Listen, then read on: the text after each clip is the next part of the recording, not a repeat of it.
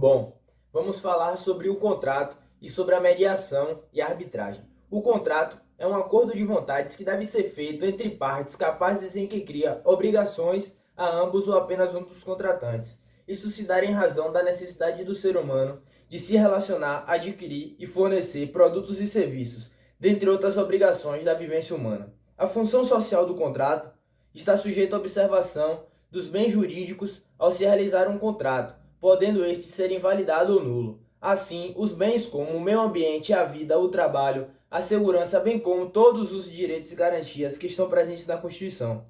Tido como uma espécie de negócio jurídico, o contrato, para que seja este formal e validado, deve compreender a capacidade e o consentimento das partes, e se o objeto é determinado, lícito e possível.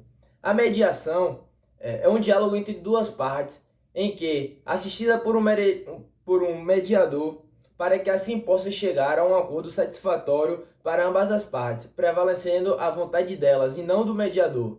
Portanto, apenas a aproximação das partes para que estes negociem e reconheçam o conflito a fim de buscar a solução necessária que satisfaça a ambas as partes.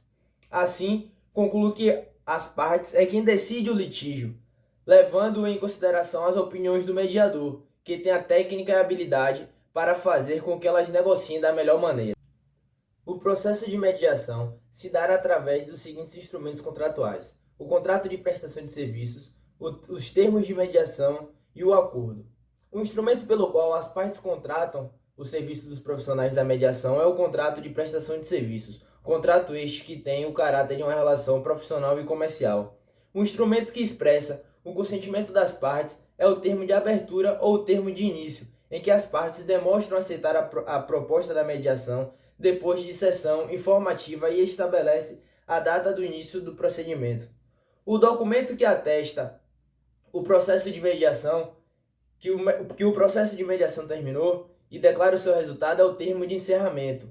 Sendo assim, será plausível um bom termo na mediação redigido o acordo e será redigido o acordo, que é um contrato celebrado entre as partes, na presença dos mediadores e dos advogados, no qual se estabelecem todas as soluções alcançadas no procedimento de mediação.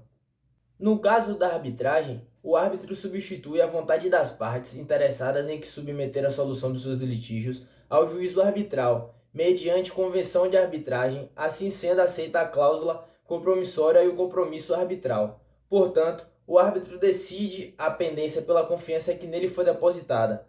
Vale ressaltar que a cláusula compromissória é um contrato em que, através de uma convenção, as partes comprometem-se a submeter à arbitragem os litígios que possa vir a surgir relativamente a tal contrato.